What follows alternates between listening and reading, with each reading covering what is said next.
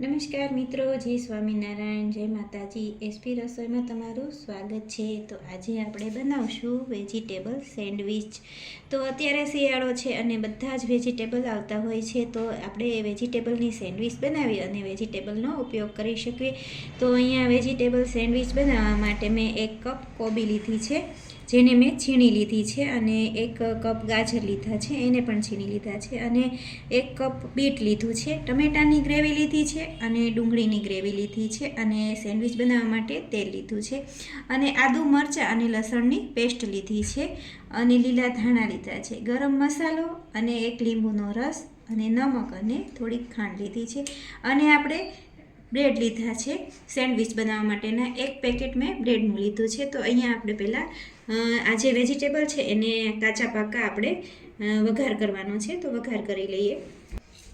તો આપણે એક કઢાઈ મૂકી દીધી છે, એમાં આપણે 1 ચમચો તેલ મૂકવાનું છે. આપણે બધા મસાલા છે એનો વઘાર કરી અને આપણે લેવાના છે. તો આપણે તેલને થોડું ગરમ થવા દઈશું. આપણું તેલ ગરમ થઈ ગયું છે, એમાં આપણે થોડુંક એવું જીરું એડ કરશું. તો આપણે અડધી ચમચી જેટલું આપણે જીરું એડ કરશું. ખાલી આપણે વઘાર કરવા પૂરતું જ લેવાનું છે. જીરું આવી જાય એટલે આપણે અડધી ચમચી જેટલી હિંગ એડ કરી દઈશું. અને આપણે આદુ મરચાં અને લસણની પેસ્ટ લીધી છે. તો તમારે જેવું તીખું ખાવું હોય એ પ્રમાણે તમારે પેસ્ટ એડ કરી દેવાની. તો આપણે અહીંયા હું 2 ચમચી જેટલી આદુ મરચાં અને લસણની પેસ્ટ નાખું છું. એને આપણે મિક્સ કરી લઈએ. તમે જેવું તીખું ખાતા હોય એ પ્રમાણે તમારે નાખી દેવાની છે.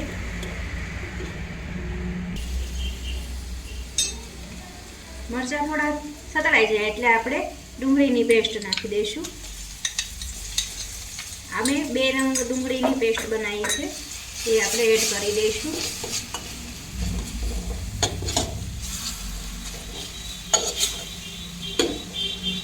ને બરાબર આપણે મિક્સ કરી લઈએ.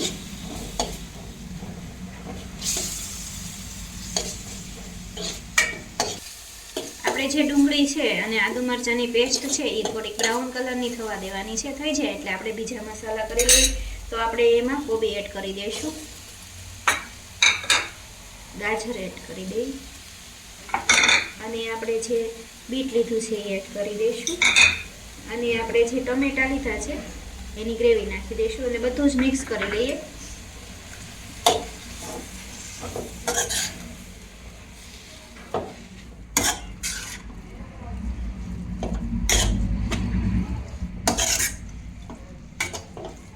આ જે સેન્ડવિચ છે એ ખાવામાં ખૂબ જ ટેસ્ટી અને મજા આવશે.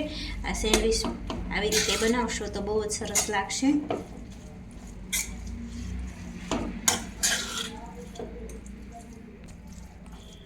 તો જો આપણે બધા વેજીટેબલ મિક્સ કરી લીધા છે. હવે આપણે જે બીજા મસાલા કરવાના છે એ કરી લઈએ. તો આપણે અહીંયા અડધી ચમચી જેટલું નમક એડ કરી દઈએ, અને આપણે 1 ચમચી જેટલો લીંબુનો રસ એડ કરી દઈશું. આપણે ટમેટાની ગ્રેવી નાખી છે એટલે આપણે અડધા ચમચી જેટલું નાખશું. આપણે 1 ચમચી જેટલી ખાંડ એડ કરી દઈશું, અને બીજા મસાલામાં આપણે રૂટીનના જે મસાલા હોય એમાંથી આપણે લાલ મરચું પાવડર એડ કરશું. તો 2 ચમચી જેટલું લાલ મરચું પાવડર એડ કરશું, અડધી ચમચી જેટલી હળદર એડ કરશું, અને આપણે ધાણા જીરું એડ કરી દઈએ, અને થોડાક આપણે ફ્રેશ લીલા ધાણા એડ કરી દઈએ, અને આપણે 1 ચમચી જેટલો ગરમ મસાલો એડ કરી દઈશું. બધું બરાબર મિક્સ કરી લઈએ. આપણે આને બહુ ચડવા નથી દેવાનું, કેમ કે આપણે મેકરની અંદર સેન્ડવિચ બનાવશું એટલે બધા જ મસાલા જે છે એ બધા ચડી જશે. ખાલી આપણે મિક્સ જ કરવાના છે, ઓવરકુક નથી કરવાના. તો જો આવી રીતે બધો જ મસાલો મિક્સ કરી લેવાનો છે, અને 2 મિનિટ ચલાવી અને એને આવી રીતે થોડીક વાર રહેવા દેવાનો છે. આ જે વેજીટેબલની સેન્ડવિચ છે એ વિટામિનથી ભરપૂર છે, અને શિયાળામાં ખાવાની પણ ખૂબ જ મજા આવશે. તો આને આપણે 2 મિનિટ સુધી રહેવા દઈશું. તો જો આપણો જે મસાલો છે એને આપણે 2 મિનિટ આવી રીતે ચલાવી અને કૂક થવા દીધો છે. ઓવર કૂક નથી કરવાનો, થોડોક આપણે ચડી અને બધા મસાલા મિક્સ થઈ જાય એટલો જ આપણે થોડો કૂક કરવાનો છે. તો 2 મિનિટ જ મેં ખાલી આને કૂક કર્યો છે. અને આપણે હવે આ મસાલાને ઠંડો થવા દેવાનો છે અને પછી આપણે બ્રેડમાં આપણે એને લગાવવાનો છે. તો આને ઠંડો થવા દઈશું. ઠંડો થાય મસાલો એ પહેલાં તો જો મિત્રો તમે મારી ચેનલમાં નવા હોય તો એસપી રસોઈને સબસ્ક્રાઈબ કરી અને બેલ આઇકન દબાવવાનું ભૂલતા નહીં. તો જેથી કરી તમને મારી અવનવી રસોઈ જોવા મળે. તો આપણે મસાલાને થોડો ઠંડો થઈ જાય ત્યાં સુધી રાહ જોશું. તો જો આપણો મસાલો છે એ થોડો ઠંડો થઈ ગયો છે. હવે આપણે બ્રેડ લઈ લઈશું. તો બ્રેડમાં આપણે આવી રીતે મસાલો લગાવી દેવાનો છે, આખો ભરી લેવાનો છે.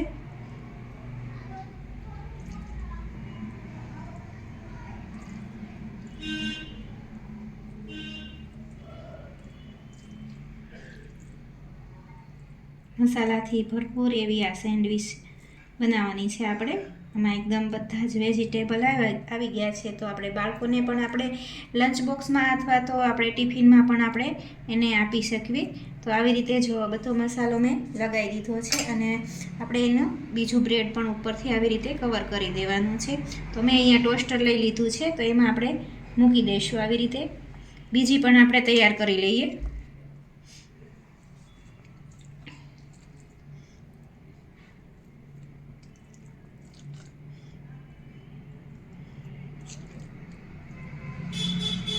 આવી રીતે તમે સેન્ડવિચ બનાવશો ને તો ખાવામાં ખૂબ જ ટેસ્ટી લાગશે અને આમાં બધા વેજીટેબલ છે એટલે હેલ્ધી પણ લાગશે.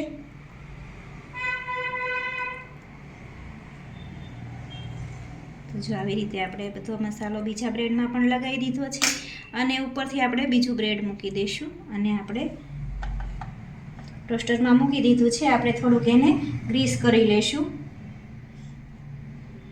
બંને બ્રેડને આપણે થોડું ગ્રીસ કરી લઈશું. આને આપણે તેલ વગરનો પણ એક જ ચમચીમાં બનતો નાસ્તો કહી શકાય છે. તો આપણે એને બંધ કરી દઈશું.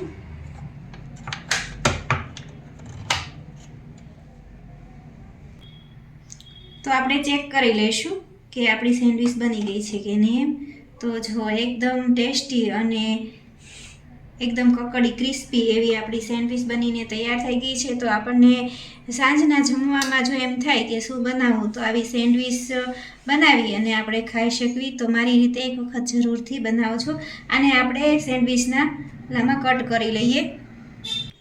તો આપણે બધી જ સેન્ડવિચ બની અને તૈયાર થઈ ગઈ છે અને આપણે સેન્ડવિચના આકારમાં કટ પણ કરી લીધી છે. તો જો એકદમ મસાલાથી ભરપૂર અને વેજીટેબલથી પણ ભરપૂર એવી આપણી આ સેન્ડવિચ બનીને તૈયાર થઈ ગઈ છે. એને આપણે સોસ સાથે સર્વ કરીશું.